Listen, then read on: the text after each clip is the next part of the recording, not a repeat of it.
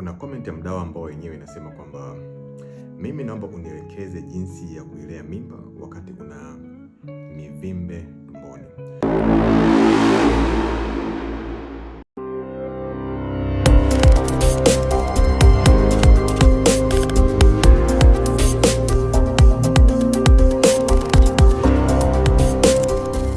Kwa hiyo katika comment ya mdau, kama mnaweza kuiona, ni kwamba unapokuwa una uvimbe tumboni kuna mambo mengi ambayo yanaweza kujitokeza, na kitu kimoja ambacho mara nyingi kinaweza kusababisha hofu kubwa ni kwamba watu wanaweza kuhisi kwamba unapokuwa na vivimbe tumboni basi unaweza kujikuta mimba yako ikapata shida.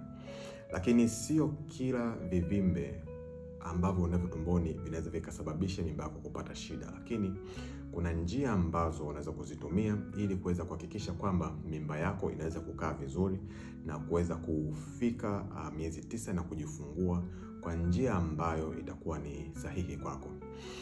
Kwa hiyo kuna vitu ambavyo ningependa mweze kuvifahamu. Namba moja, kwanza unapojikuta kwamba una uvimbe tumboni ambavyo tunasema hivi vinaitwa myoma au uterine fibroid, mara nyingi tunasema kwamba ni vyema sana uweze kupata utulivu kipindi cha ujauzito. Nikisema utulivu inamaanisha kwamba zile pilika kuinua vitu vizito, yani kwa ujumla hakikisha kwamba unaweza kupata mapumziko ya kutosha ili kuweza kuhakikisha kwamba mimba yako inafika miezi 9.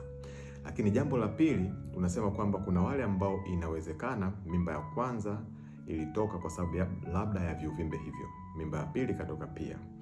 Sasa unaweza kujikuta una viuvimbe hivi ambavyo vinaweza pia kusababisha mimba kutoka, lakini pia unaweza kujikuta una changamoto nyingine. Mfano, shingo uzazi inaweza ikawa iko fupi sana, na tunasema kwamba shingo uzazi inapokuwa ni fupi basi unaweza kujikuta kwamba ukawa kwenye changamoto ya kuweza kupoteza mimba yako. Na mimba ambazo unaweza kuzipoteza kama shingo uzazi inakuwa ni fupi, mara nyingi zinaweza zikawa kati ya yani juu ya miezi 3. Kwa hiyo unaweza kujikuta unajifungua kabla ya wakati au mimba inaweza kutoka kabla ya wakati.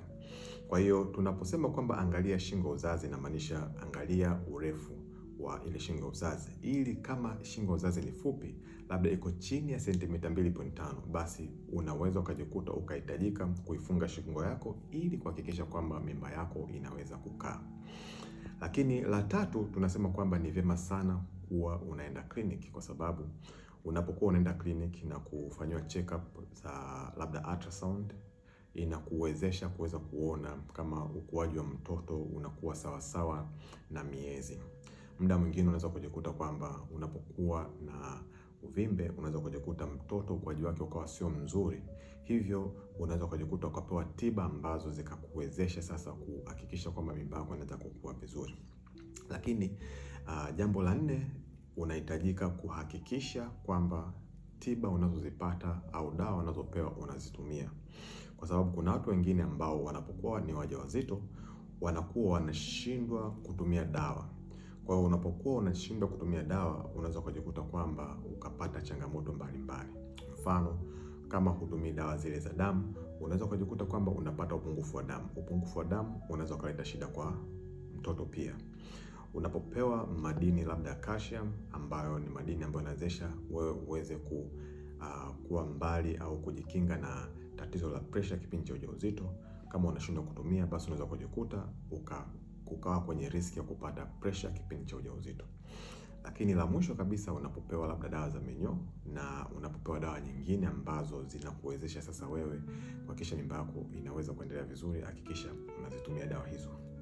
Sasa tunasema kwamba unapokuwa umeshafika miezi 9, wakati una vivimbe vidogo au vivimbe ndani ya mfuko uzazi, vivimbe hivi vinaweza vikasababisha mimba yako au mtoto wako akawa katika hali ya kukaa vibaya. Inamaanisha unaweza kujikuta mtoto hajakaa vizuri, kwa hiyo njia ya kujifungua ikawa sio njia ya kawaida, ikawa ni njia ya operation. Na nyakati nyingine unaweza kujikuta mtoto amekaa vizuri, lakini vivimbe hivi vinaweza vikawa viko kwenye sehemu ya chini ya mfuko uzazi, kwa hiyo kujifungua kawaida ikawa ni changamoto. Kwa hiyo hakikisha kwamba unaonana na daktari ambaye daktari huyo yeye atakuwa anakufuatilia kuanzia mwanzo wa mimba mpaka mwisho wa mimba, na atakuwa ameshaweka plan nzuri ya wewe kuweza kujifungua. Plan hiyo itakuwa sio surprise kwako, haitakuwa kitu cha stukiza, itakuwa mmeplan pamoja ili kuweza kuhakikisha kwamba unajua jinsi gani ya kujifungua. Nyakati nyingine wakati tunajifungua labda kwa operation, unaweza kujikuta kuna baadhi ya vivimbe ambavyo vinaweza vikatolewa, kwa kukawa kuna manufaa ya kufanya operation. Nyakati nyingine tunasema ni vizuri kujifungua kwa njia ya kawaida. Kwa hiyo inategemea na jinsi ambavyo miezi 9 itakapokuwa na jinsi ambavyo mtakapokuwa mmepanga na daktari. Nafikiri mtakuwa mmenielewa. Endeleeni kuangalia vipindi vyetu vya afya na uzazi. Kama kutoka kuna swali, endelea kuuliza maswali, lakini usikose kufuatilia programu zetu ili kuweza kujifunza zaidi. Asante.